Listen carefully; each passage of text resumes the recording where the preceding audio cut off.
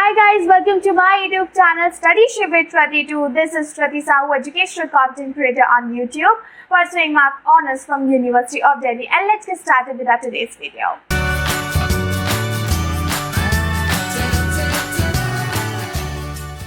आज का जो वीडियो है उसमें हम करने वाले हैं kingship caste and class early societies around 600 BCE to 600 CE. ये हमारा चैप्टर 3 है. This chapter is going to be divided into 2 parts. तो पार्ट 1 ये है एंड पार्ट 2 आपको इसका नेक्स्ट डे मिल जाएगा. एक्चुअली ना लाइक लास्ट 2 दिनों से I was not having my voice, ठीक है, ड्यू टू सोर थ्रोट. अभी फाइनली मुझे अपनी आवाज़ मिली है, सो आई थॉट दैट कि let me make a video for you people. ठीक है, किंगशिप कास्ट एंड क्लास का अगर मैं आपको ओवरव्यू दूँ, this is going to be all about that how our system actually work. ठीक है, हमारे इंडियन कास्ट सिस्टम कैसा था, मैरिजेस का कॉन्सेप्ट क्या है, महाभारत का एक आपको एक्सट्रैक्ट मिलेगा जो कि आपको पूरे इस चैप्टर में मदद करेगा. In fact we will also learn about the Mahabharata, some characters and the stories related to it, because this will help us in order to understand our caste system, our society, and many things are going to be involve in this part. Let's go ahead. The very first para that जो आपको यहाँ पे मिलता है, the critical edition of the Mahabharata. Mahabharata को दोबारा से तैयार करने का concept. Team comprising dozens of scholars initiated the task of preparing a critical edition of the Mahabharata under the leadership of V.S. Suthanka. Please note down his name. He is going to help us a lot in upcoming topics. And common verses, elements searched through the subcontinent. मतलब समझ रहे हो, पूरा Indian subcontinent से सारे के सारे common versus को, एलिमेंट्स को इकट्ठा किया गया वी.एस. सुधांकर की लीडरशिप में, जिसमें मतलब 12 से 13 लोग थे पूरे टीम में, और बल्कि ज़्यादा ही. ठीक है, डोजन्स ऑफ स्कॉलर्स की बात की जा रही है. इन लोगों ने इकट्ठा मिलकर 13,000 पेजेस की जो है ये वेरिएशंस बनाए हैं. And this took 47 years to complete. Means to say that कि जो महाभारत ऑलरेडी लिखी हुई थी उसको प्रिपेयर किया गया था. उसको प्रिपेयर किया गया था इन अ वे दैट, अच्छा महाभारत आप कहेंगे दोबारा प्रिपेयर करने की क्या जरूरत है. एक्चुअली ना महाभारत का बेसिक प्लॉट तो वही है, 5 पांडव है, 100 कौरव है, जड़ जोरू गुलाम, मतलब यही सारी चीजें हैं. अच्छा wait a minute. Property, women and power. ठीक है, दीज आर द थिंग्स जिनकी वजह से पूरा युद्ध होता है. बट स्टोरीज का नरेशन आपको अलग अलग जगह अलग अलग तरीके से मिलेगा. थोड़ा जैसे कि जम्मू कश्मीर जाओ तो कुछ और सुनने को मिलेगा, तमिल में जाओ तो कुछ और, ईस्ट साइड जाओगे तो कुछ और, वेस्ट साइड जाओगे तो कुछ और. मतलब कैरेक्टर्स के नेम जो चेंज हो गए हैं. Otherwise the way we explain की द्रौपदी की शादी कैसे हुई थी, वहाँ पे अलग रीजन. That's it. इससे ये आपका सिर्फ इन द बिगिनिंग है. Now we will see some deeper concept into this one. Kingship and marriage, many rules and varied practices. Families are usually part of a larger networks of kings of people defined as a relatives, or to use more technical word हम king folk word use कर सकते हैं. According to historians, जो families kingship हुआ करती थी वो important थी, because इससे ना हमें लोगों के insight का पता चलता था. It is likely that some of these ideas would have shaped their action, just as actions may have led to the attitudes. आपका फैमिली बैकग्राउंड से काफ़ी चीज़ें पता लगाई जा सकती है, and that's what it help us here also. जैसे कि फैमिली बोलते हैं, आप फैमिली वर्ड भी यूज़ कर सकते हैं, आप किंगफोक वर्ड भी यूज़ कर सकते हैं. ये थोड़ा सा टेक्निकल वर्ड हो गया, हाउएवर मेंशन हियर. ठीक है, आगे देखते हैं. The ideal of patriliny. ये पितृसत्ता वाला कॉन्सेप्ट आया कहाँ से, मतलब ना कि सब कुछ सन को मिलेगा, ये चीज़ आई कहाँ से. Let's try to find out. पहली बात, ये पैट्रिलिनी क्या थी. अंडर पैट्रिलिनी यानी कि पितृसत्ता के under son could claim the resources including the throne in the case of king. मतलब बेटे अपने माता पिता की प्रॉपर्टी को क्लेम कर सकते थे. अगर उनके माता पिता राजा है तो फिर राजा का सिंहासन भी बेटा क्लेम कर सकता था कि भैया पापा अब मेरी बारी है, आप उतर जाओ. ठीक है, अदरवाइज पापा फादर की डेथ होने के बाद in that way. So around 6th century, okay, around 6th century BC onwards, ज़्यादातर रूलिंग डायनेस्टीज यही सिस्टम फॉलो भी कर रही थी. लेकिन मान लो कुछ वेरिएशंस होंगे तो history always has some exceptional cases too. Let's see them. So although there were variation in practice, such as no sons in some situations, brothers succeeded one another here. ठीक है, sometimes other kingsmen claim that कि भाई throne उनका है. इन special circumstances हम देख लेते हैं कि वुमेन भी इनहेरिट कर सकती थी. जैसे कि हमको यहाँ पे केस मिलता है प्रभावती गुप्त, She exercised power. Patrilineal is evident in mantras, ritual texts such as the Rigved here. So see, there were cases कि अगर बेटा नहीं है तो ब्रदर सक्सीड कर लेंगे. Kindly give me example of this one in the comment section. And दूसरा ये है कि वुमेन भी एक्सरसाइज करती थी पावर. प्रभावती गुप्त who was the daughter of the Chandragupta second. ठीक है, हम जिसके बारे में पढ़ चुके हैं. लेट्स सी, रूल्स को लेके कुछ मैरिज रूल्स को लेके कुछ एटिकेट्स थे, कुछ नियम थे जिनका मानना जरूरी था. Sons were important for the continuity of the patrilineage, no doubt, जो कि आज भी काफ़ी ज़्यादा प्रोबलेंट है सोसाइटी में. हालांकि जो हमारा अर्बन एरिया है वो चेंज हो गया है, rural area still needed to change this concept. Whereas daughters were viewed rather differently within the framework, daughters had no claim to resources of the household. वो घर की किसी एक चीज़ पर भी क्लेम नहीं कर सकती थी कि ये मेरा है. मैरिज उनका जो है एक मेन मकसद हुआ करता था, और marrying them in a suitable family outside the king was considerable desirable here. ठीक है, और कंसीडर्ड डिजायरेबल हियर. आज बहुत ज़्यादा प्रॉब्लम हो रही है मुझे वीडियो बनाने में, just because I taken off for a day, I am supposed to update this one.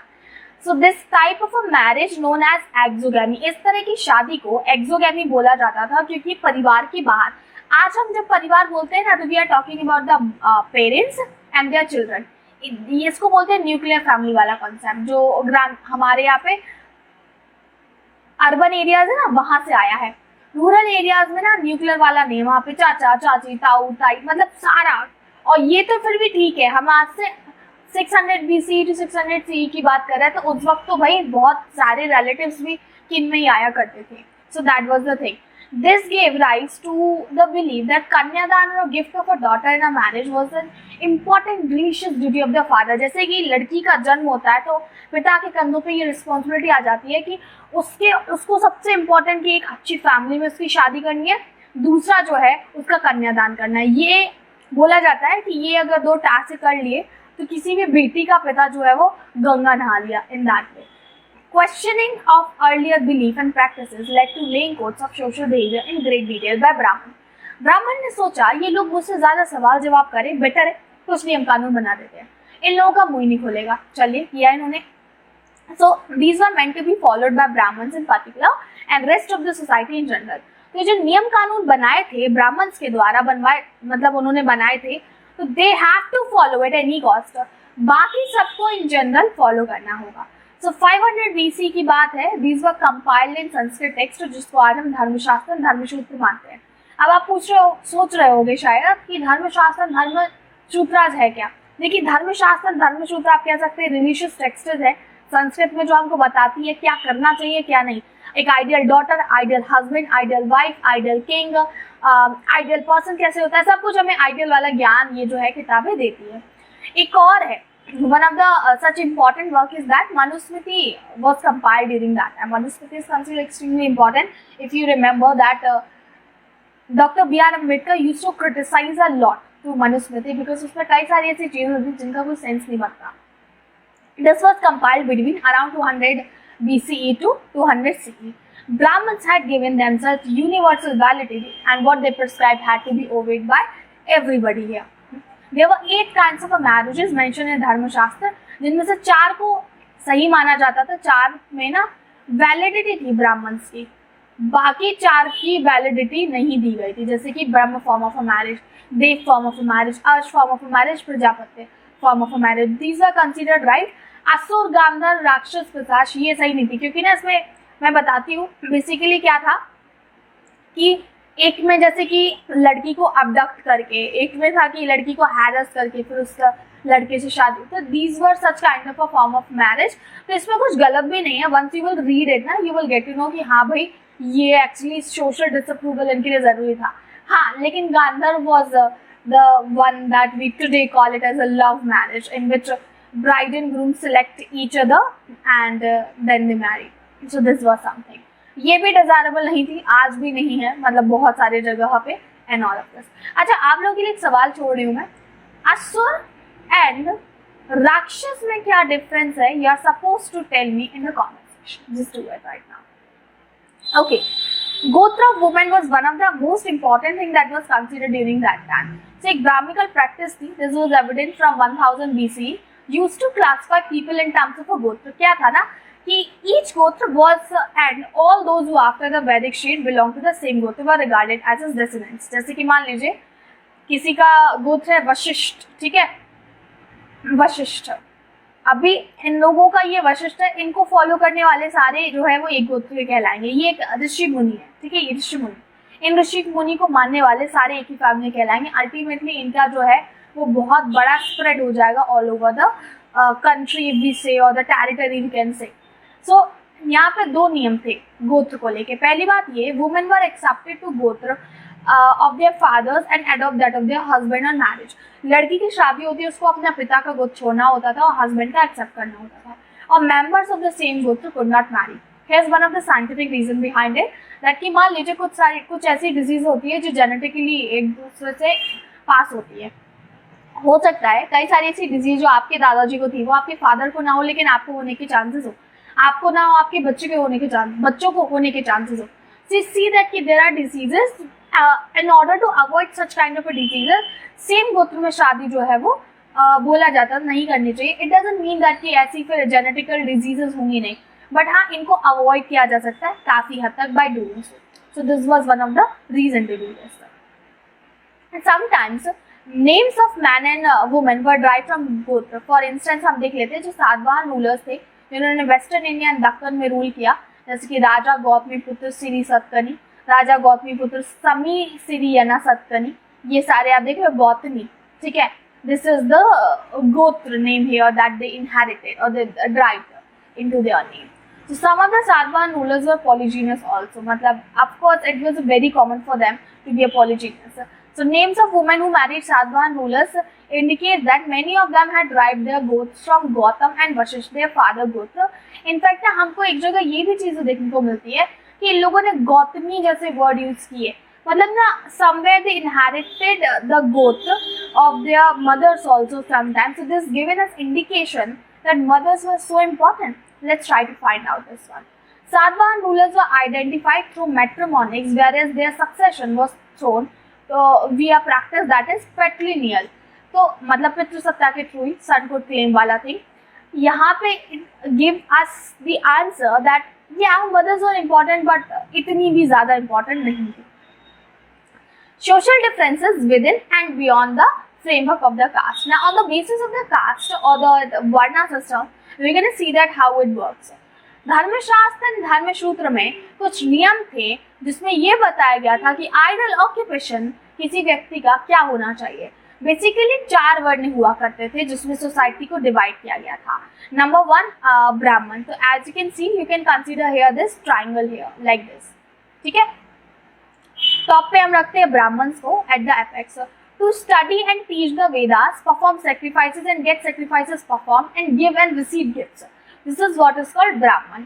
Kshatriya, to engage in a warfare, protect people, administer justice, study the Vedas, and get sacrifices performed. This was the work of the Kshatriya. Vaishyas, to engage in trade, agriculture, pastoralism. मतलब आप कह सकते हो जो business वगैरह करते थे वो. एंड शूद्र आते थे सबसे लास्ट में. इनका काम था to serve 3 higher varnas and these were at the bottom. मतलब जन्म हुआ और आपने इनमें से किस में लिया आपका डिसाइड हो गया, ब्राह्मण क्षत्रिय वैश्य शूद्र. doesn't matter how much capable you are, doesn't matter how much potential you are. No, you are born in a kshatriya family, you are supposed to protect people, you are supposed to administer justice, you are supposed to be a king. But history has always exception and हम उन्हीं exception के बारे में बात भी करेंगे. तो Brahmins ने क्या किया, इन्होंने कुछ स्ट्रैटेजी अपनाई कि भाई लोग हमारी बातों पर उंगली नहीं उठानी चाहिए. क्या कर सकते हैं, इन्होंने बोल दिया कि ये जो वर्ण सिस्टम है ना ये हमने नहीं बनाया, ये तो एक्चुअली डिवाइन ओरिजिन है, दूसरा मतलब भगवान के द्वारा बनाया गया है. दे एडवाइज्ड किंग कि भाई देख लीजिए राजा जी, अगर ऐसा फॉलो नहीं हुआ तो राज्य का विनाश हो सकता है. और यू नो दैट ये वर्ड कितना पावरफुल होता था उस वक्त. They attempted to persuade people that their status was determined by birth. So this way they ensured legitimacy in society and they don't need to put efforts for it to make sure कि ये सब काम. हमने लेकिन last वाले topic में क्या किया कि क्षत्रिय ही राजा हो सकते हैं. फिर ये क्या है non Kshatriya kings. Let's see it. Only Kshatriya could be kings according to Brahmins here, but this perception was changed by many ruling lineages probably had different origins. Let's try to find out. For instance, we can say Mauryas, who were not Kshatriyas for Brahmins but for Buddhist, ये क्षत्रिय थे. The शुंगास and canvas जो immediate successor रहे हैं मौर्यास के, मतलब मौर्यास आते हैं फिर जो है आपका ये शुंगास आते हैं, ये नेक्स्ट डायनेस्टीज है, ठीक है, एंड फिर शाकाज आए in that way, who came from Central Asia regarded as a Malay, barbarian and outsiders by the Brahmins here. In contrast to this earliest inscription in Sanskrit describe how Rudradaman, the best known Shaka ruler, जो कि 2nd century में आता है, rebuilt Sudarshan Lake. Basically, I'll just tell you that why Brahmins used to hate these people. The best known ruler of the Satavahan dynasty, जिसका नाम था Gautamiputra Satkani, claimed to be a both unique Brahman and destroyer of the pride of the Kshatriya. Therefore, we came to conclusion that doesn't matter that the king is a Kshatriya or not, it's all about that political power was effectively open to anyone, those who can actually could muster support and resource and rarely depend on birth as Kshatriya. सिर्फ क्षत्रिय परिवार में जन्म लिया इस बात पे ये नहीं बैठा करते थे, इंतजार करते थे.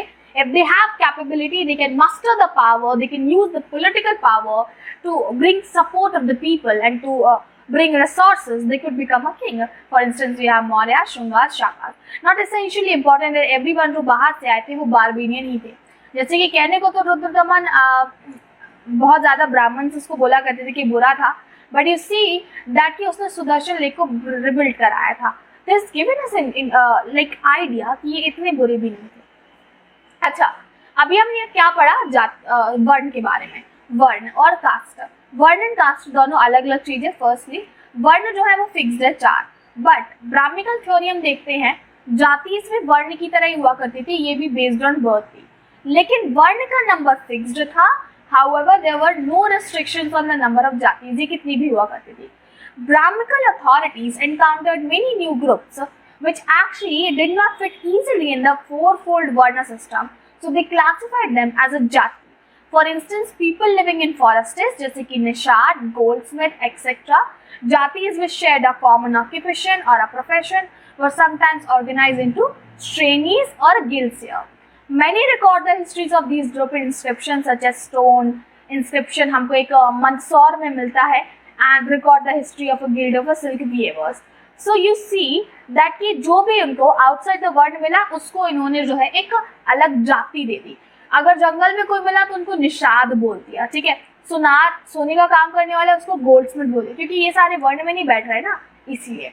We also get to know कि कई सारे ना कॉमन ऑक्यूपेशन प्रोफेशन शेयर करने वाले लोगों को श्रेणीज बोला जाता था. In fact we also got some inscriptions, उसमें श्रेणीज में मतलब लोगों ने ग्रुप में कुछ इंस्क्रिप्शंस नोट डाउन करवाए. For instance group of hair silk weavers, they came together and they had that inscription. Fine enough. Let's see the beyond the 4 Varnas integration. But due to diversity of the subcontinent, population whose social practice were not influenced by the Brahminical ideas, Sanskrit texts they are often described as uncivilized or even animal-like. For instance, हम क्या कह सकते हैं category जैसे कि Nishad, nomadic pastoralists and all. So this happened because these were the beyond those Varnas here. अच्छा, before going ahead, I just wanted to check certain topics here. Okay, let's go ahead. Beyond the 4 Varnas, subordination and conflicts.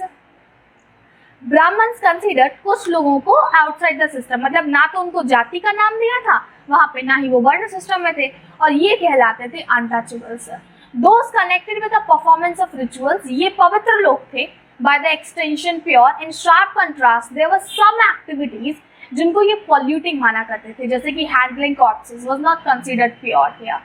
Dead animals को handle करना ये भी बुरा माना जाता था. Those who perform task were designated actually as a Chandals, and ये आते थे हायरार्की सिस्टम के हमारे बॉटम में. मनुस्मृति में इनफैक्ट इनके लिए कुछ नियम कानून भी हैं, जैसे कि मनुस्मृति चंडाल्स को बताती है कि that they had to live outside the village and discard utensils इनको यूज करने होंगे, मरे हुए लोगों के कपड़े इनको इस्तेमाल करने होंगे. They could not walk around the village and cities at night. रात को भाई ये नहीं जा सकते थे. They had to dispose of the bodies of those who had no relatives, या फिर इनको समाज से निकाल दिया गया है, executioners रहे हैं, and so on. See, these are the images that you need to refer. Don't worry, I'll be bringing the series जिसमें ये सारी images explain करूँगी. तो polyandry and polygyny, you will came across these two words. Polyandry basically the practice of having woman having a several husband, whereas a polygyny जो था that was a practice man having several wife, which was very common at that time. Beyond birth, resources and the status. अच्छा. Okay fine. Actually ना beyond birth and resources वाला ये वाले topic से ना हम हमारे नेक्स्ट पार्ट में करेंगे.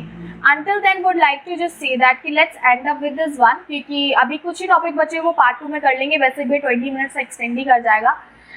Thank you so much for watching it. अगर कोई डाउट होना तो कमेंट सेक्शन में फ्रीली पूछ लिया. सॉरी यार, मैं ना आज एनर्जेटिक नहीं रही हूँ, मेरी आवाज़ भी थोड़ी सी कम ही निकल रही है, बट कोई ना, ये सही हो जाएगी. वो तो आप बस अपनी स्टडी कंटिन्यू रखना. कोई डाउट हो तो इंस्टा में मैसेज कर लेना. This is my Telegram and this is my Facebook page. You can connect with me. My other YT channel, अगर आपको नहीं पता है तो ये है मेरा फर्स्ट चैनल. 2 बाद में बना था, स्टडी शिप विद कृति पहला, आज से 3 साल पहले बनाया था, और ये है मेरा blog channel. So you can just follow me there. Themes in Indian history. अच्छा, हमने ये फाइनली चेंज कर लिया. किंगशिप कास्ट एंड क्लास का ये पार्ट 1 था. We are going to come back with the part 2 that is going to be by tomorrow. Thank you so much for watching. Subscribe Study Ship with Krati. Let's meet into our next video. Bye bye.